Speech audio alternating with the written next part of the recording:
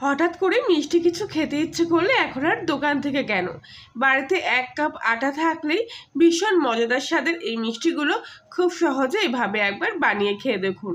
মুখে দিলেই একদম মিলিয়ে যাবে। আর সেজন্য প্রথমেই আমি এখানে 1 বাটি মতো আটা নিয়ে নিয়েছি। আটাটা অন্য একটা পাত্রের মধ্যে ঢেলে নিলাম। এবার এর মধ্যে নিয়ে নিচ্ছি সামান্য স্বাদ মতো লবণ আর ঠিক 1 চুটকি মতো বেকিং পাউডার। বেকিং সোডা নয় কিন্তু, বেকিং পাউডার এখানে নিয়ে নিয়েছি। এবারে খুব ভালো করে আটার সাথে লবণ আর বেকিং পাউডারটা একসাথে এইভাবে শুকনো অবস্থায় মিশিয়ে নেব। এবার এর মধ্যে দিয়ে দেব 2 চামচ মতো তেল। এখানে আমি সাদা তেল ব্যবহার করছি, আপনারা চাইলে ঘি দিয়েও মাখতে পারেন। এবার তেলের সাথে আটাটা খুব ভালো করে মিশিয়ে নেব। তবে সামান্য তেল দিয়ে আটাটা মাখা বলে এরকম ঝুরঝুরেই হবে। এবার খুব ভালো করে অল্প অল্প জল দিয়ে আটাটা এইভাবে মেখে নেব। এক্ষেত্রে শক্ত করে মাখার কোনো প্রয়োজন নেই। সাধারণত রুটি করার জন্য আমরা যেভাবে আটা মেখে থাকি সেভাবে মাখলেই চলবে। আর যদি আপনার কাছে আগে থেকে ঘরে আটা সামান্য একটু তেল দিয়ে মেখে রাখা থাকে তাহলে তার কোনো অসুবিধাই হবে না, আরও খুব তাড়াতাড়ি এগুলো তৈরি হয়ে যাবে। এবার এর থেকে দুটো লেচি বের করে লেচির গায়ে সামান্য একটু হালকা তেল মাখিয়ে কিছুক্ষণ রেস্টে রাখবো। আর ততক্ষণ অন্য একটা বাটিতে 2 থেকে 4 চামচ মতো তেল নিয়ে নিয়েছি। আর তার সাথে নিয়ে নিলাম 2 চামচ মতো কর্নফ্লাওয়ার। কর্নফ্লাওয়ার পরিবর্তে ময়দা দিলেও চলবে। দুটো উপকরণ খুব ভালো করে মিশিয়ে এরকম একটা পেস্ট তৈরি করে নিলাম, এটা পরে কাজে লাগবে। এবারে আগে থেকে রেস্টে রাখা আটার লেচিগুলো এরকমভাবে একটা তুলে নিলাম আর তার থেকে এরকম করে পাতলা করে রুটি বেলে নিলাম। তো দুটো লেচি একইভাবে এরকম পাতলা রুটির মতো করে বেলে নিয়েছি। এবার একটা রুটির ওপরে ঠিক আগে থেকে তৈরি করে রাখা কর্নফ্লাওয়ার আর তেলের পেস্টটা ওপর থেকে এইভাবে প্রলেপ দিয়ে দেবো। এবারে সামান্য একটু ময়দা উপর থেকে এইভাবে ছড়িয়ে নেব। আর এক্সট্রা ময়দাটা হাত দিয়ে এইভাবে একটু সরিয়ে নেব। আর তারপর আরেকটা যে রুটি বেলে রেখেছিলাম সেই রুটিটাও এর ওপর থেকে এইভাবে বসিয়ে দিলাম। আর ঠিক এই দুটো রুটির ওপরে আবারও কিছুটা পেস্ট এইভাবে লাগিয়ে নিচ্ছি কর্নফ্লাওয়ার তেলের। আর ঠিক একইভাবে আবারও শুকনো ময়দাগুলো ছড়িয়ে নিলাম। এবার 2 সাইড থেকে কিছুটা অংশ এইভাবে গুটিয়ে নিয়ে মাঝখানে ফোল্ড করে দিলাম। আর তারপরে এই ভাজার অংশগুলোতেও আবার ঠিক একইভাবে সব কিছুর প্রলেপ স্টেপ বাই স্টেপ লাগিয়ে দিলাম। তারপর দুটো ফোক এরকম এক জায়গায় করে এরকম লম্বা করে আর চওড়া করে দুবার বেলে নেব। এবার একটু পাতলা হয়ে গেল। আর ঠিক এর ওপর থেকেও আবার একইভাবে সব কিছুর প্রলেপ পরপর লাগিয়ে নিলাম। তারপর একটা সাইডে কিছুটা অংশ তুলে এরকমভাবে ভাঁজ করে দিচ্ছি। আর ঠিক যতবার ভাঁজ দেবো ততবারই কিন্তু প্রলেপ আর শুকনো ময়দাগুলো এইভাবে ছড়িয়ে দেবো। আর তারপর এইভাবে 3বার ফোল্ড করে নিয়েছি, তাহলে লেয়ারগুলো খুব সুন্দর ঘন হবে। এইবার এরকম চৌকো একটা বক্সের মতো ফোল্ডটা করে নিয়ে তারপর এই লেচিটাকে এইভাবে বেলে নিলাম। এরকম চৌকো বক্সের মতো করে বেলে নিয়েছি, এতে অল্প করে 4 সাইড থেকে কাটলেই হয়ে যাবে। তো এই কাটা অংশগুলো রেখে দিচ্ছি। এবার এই চৌকো লেচির থেকে এরকম লম্বা লম্বা করে 3টে ভাগে ভাগ করে নেব। আর তারপর ছোট ছোট সরু সরু করে এর থেকে অনেকগুলো টুকরো বার করে নেব।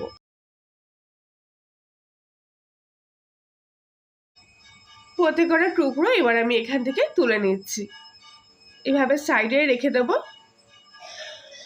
এবার এই টুকরোগুলো থেকে একটা একটা করে আমি মিষ্টিগুলো তৈরি করে নেব। তো এখন তো অর্ধেক কাজ প্রায় হয়ে গেছে, শুধু একটা কোণ এইভাবে একটু মুড়িয়ে দেবো আর উল্টো দিক থেকেও একটা কোণ এইভাবে মুড়িয়ে দেবো। ঠিক এইভাবে হালকা হাতে একটু চেপে দেবো, দিলেই কিন্তু এই মিষ্টির শেপটা তৈরি হয়ে যাবে। হালকা হাতে শুধু একটা পিঠ এইভাবে মুড়িয়ে নিতে হবে আর উল্টো পিঠটাও এইভাবে মুড়িয়ে নিতে হবে। আর কোনো জল দিয়ে এইভাবে মুখটা সিল করার প্রয়োজন নেই, শুধু এইভাবে ঘুরিয়ে একটু মুড়িয়ে দিতে হবে, তাহলে এগুলো সুন্দরভাবে তৈরি হয়ে যাবে। তো বাকিগুলো ঠিক একইভাবে তৈরি করে নিয়ে কোনো রকম ঝুট ঝামেলা ছাড়াই একদম সোজা সাপটা একটা রেসিপি খুব সহজে কিন্তু তৈরি হয়ে যাবে। আশা করছি আজকের রেসিপিটি আপনাদের কাছে ভালো লাগবে। ভালো লাগলে প্লিজ লাইক শেয়ার কমেন্ট করে জানাবেন। তো সবগুলো এইভাবে বানিয়ে নেওয়ার পর এবার কড়াইতে কিছুটা তেল নিয়ে নিয়েছি। তেলটা দেখতে পাচ্ছেন একদমই কিন্তু হালকা গরম, যে আঙুল দিচ্ছে আঙুলটাও কিন্তু সহ্য করতে পারছে। ঠিক ওরকম টেম্পারেচার থাকাকালীন এক এক করে মিষ্টিগুলো তেলের মধ্যে দিয়ে দিচ্ছি। আর তারপর গ্যাসের ফ্লেমটা সিম আঁচে রেখে কড়াইয়ের তেলটি ভাবে একটু ঘুরিয়ে নিচ্ছি। আর ঠিক এই অবস্থা রেখে দেবো, কোনো কিছু নাড়াচাড়ার দরকার নেই। কিছুক্ষণের মধ্যেই দেখবেন আপনা আপনি কিন্তু এরকম লেয়ারগুলো এর থেকে খুলতে শুরু করেছে। আর দেখুন এবার লেয়ারগুলো খুলে যাওয়ার পর দেখতে কত সুন্দর লাগছে। শুধু সিম আছে তেলের মধ্যে বসিয়ে রাখলেই হবে, এগুলো নিজের থেকে এরকম লেয়ারগুলো ছাড়াতে শুরু করবে। আর যেহেতু একদম পাতলা লেয়ারগুলো তাই ভাজতেও কিন্তু খুব একটা বেশি সময় লাগে না। যখন তেলের বুজবুজিটা আরপর থেকে একদম কমে যাবে তখনই দেখবেন এগুলো খুব সুন্দরভাবে ভাজা হয়ে যাচ্ছে। আর এবার আমি তেল থেকে ছেঁকে নিয়ে এগুলো এখান থেকে তুলে নিচ্ছি। আপনারা চাইলে আর একটু লাল করে এগুলো ভাজতে পারেন, তবে আমার কাছে এই কালারটাই বেশি পছন্দ ভাজার, তাই আমি এগুলো এখান থেকে তুলে নিচ্ছি। আর বাকিগুলো ঠিক একইভাবে এখানে ভেজে নেব। আর ততক্ষণে আমি এখানে হাফ বাটি পরিমাণ চিনি নিয়েছি আর তার সাথে 1 বাটি জল। জলের সাথে চিনিটা খুব ভালো করে মিশিয়ে নেব। কিছুক্ষণের মধ্যে চিনির শিরাটা এইভাবে ফুটতে শুরু করেছে। একটা এলাচের দানা এর মধ্যে দিয়ে দিচ্ছি আর দিয়ে দেবো কিছুটা কেশর, এতে কালারটা খুব সুন্দর আসবে। এবার খুব ভালো করে এই চিনির শিরাটাকে একটু জাল দিয়ে নিতে হবে।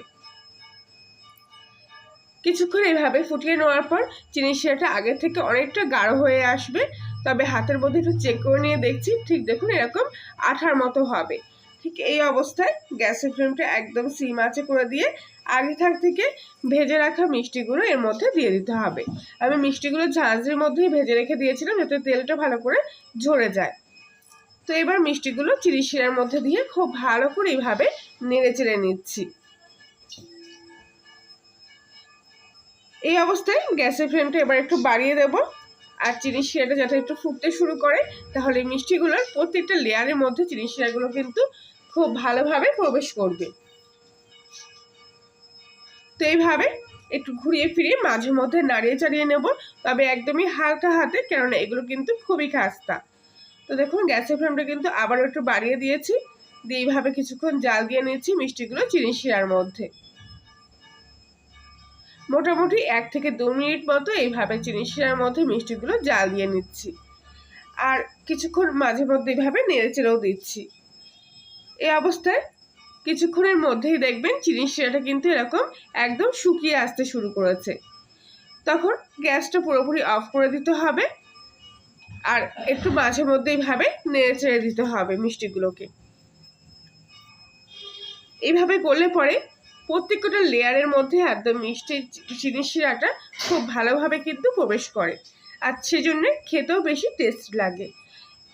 আর এবার আমি মিষ্টিগুলো চিনির শিরা থেকে এইভাবে তুলে নিচ্ছি। দেখুন দেখতে কত সুন্দর হয়েছে। অন্য একটা প্লেটের মধ্যে সবকটা মিষ্টি এখান থেকে তুলে নিলাম, আর সব শেষে কিছুটা কাজু আর পেস্তা কিছু এর উপর থেকে ছড়িয়ে নিচ্ছি। একদম নামি দামি দোকানের মিষ্টির মতো এগুলো দেখতে হয়েছে, যে কারো দেখলে খাওয়ার আগে কিন্তু জিভে জল চলে আসবে। তবে এগুলো খেতেও কিন্তু দারুণ টেস্টি। আর প্রত্যেকদিনের মতো আবারও বলছি, আপনি যদি কলিনের রান্নাঘরের নতুন সদস্য হয়ে থাকেন তাহলে প্লিজ চ্যানেলটি সাবস্ক্রাইব করে পাশে থাকবেন এবং পাশে বেল আইকনটি প্রেস করবেন নতুন কোনো ভিডিওর আপডেট পাওয়ার জন্য। দেখুন প্রত্যেকটা লেয়ারের মধ্যে কিন্তু একদম চিনির শিরাটা খুব ভালোভাবে প্রবেশ করেছে, আর মিষ্টিগুলো একদম খাস্তাও হয়েছে। একদম মুখে দিলে প্রত্যেকটা লেয়ার কিন্তু পুরো মিলিয়ে যাবে। তো বন্ধুরা, আজকের মতো রেসিপিটি এই পর্যন্তই। আবার দেখা হচ্ছে অন্য একদিন। সবাই ভালো থাকবেন, সুস্থ থাকবেন।